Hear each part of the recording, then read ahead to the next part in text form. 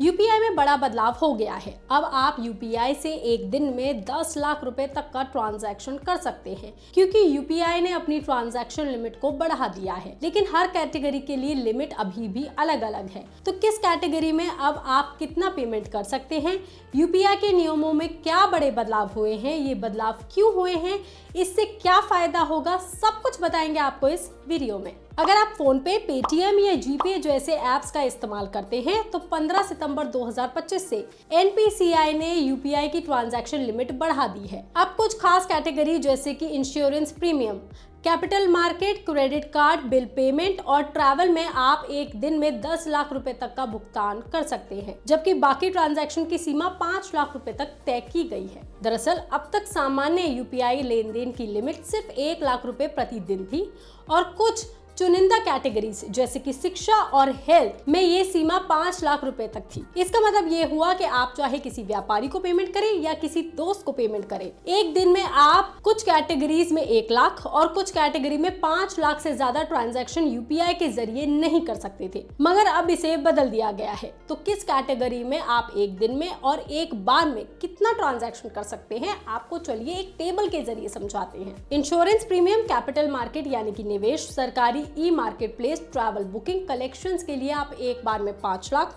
और एक दिन में 10 लाख रुपए तक का यूपीआई पेमेंट कर सकते हैं। क्रेडिट कार्ड बिल पेमेंट के लिए आप एक बार में 5 लाख और एक दिन में 6 लाख रुपए तक का यूपीआई पेमेंट कर सकते हैं। वही बिजनेस और मर्चेंट पेमेंट के लिए आप एक बार में 5 लाख पेमेंट कर सकते हैं, लेकिन एक दिन में पेमेंट की यहाँ पे कोई डेली लिमिट सेट नहीं की गई है। ज्वेलरी खरीदारी में ये लिमिट 2 लाख रुपए तक प्रति ट्रांजैक्शन और 6 लाख रुपए प्रति दिन तय की गई है। इसके अलावा डिजिटल अकाउंट खोलना या फिर फॉरेन एक्सचेंज जैसी कैटेगरी के लिए आप एक बार में 5 लाख और एक दिन में भी 5 लाख रुपए तक का यूपीआई पेमेंट कर सकते हैं। इसमें ध्यान देने वाली बात यह है कि ये नए नियम पर्सन टू मर्चेंट पेमेंट पर ही लागू होंगे, यानी व्यापारी या संस्थानों को पेमेंट करने पर नई लिमिट लागू होगी, जबकि पर्सन टू पर्सन यानी कि एक व्यक्ति से दूसरे को पैसे भेजने की सीमा पहले जैसी ही रहेगी, यानी 1 लाख रुपए प्रतिदिन।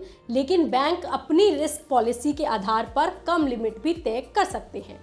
अब आपको बताते हैं कि ये बदलाव क्यों किया गया है। एनपीसीआई का कहना है कि यूपीआई छोटे भुगतानों से आगे बढ़कर बड़े लेन देन के लिए भी लोगों की पहली पसंद बन चुका है। पहले लोग ईएमआई या बीमा प्रीमियम जैसे बड़े भुगतानों के लिए एनईएफटी, आरटीजीएस या नेट बैंकिंग का सहारा लेते थे, लेकिन अब मोबाइल ऐप पर कुछ ही क्लिक में पेमेंट कर सकते हैं। इसलिए अब लाखों रुपए का पेमेंट इससे पॉसिबल हो पाएगा। इससे नगद लेन देन की कमी आएगी और डिजिटल अर्थव्यवस्था को बढ़ावा मिलेगा और पेमेंट प्रोसेस तेज और स्मूथ हो जाएगा। वहीं यूपीआई ऐप्स की डेली लिमिट या प्रति घंटे की लिमिट भी एक्सीड नहीं होगी।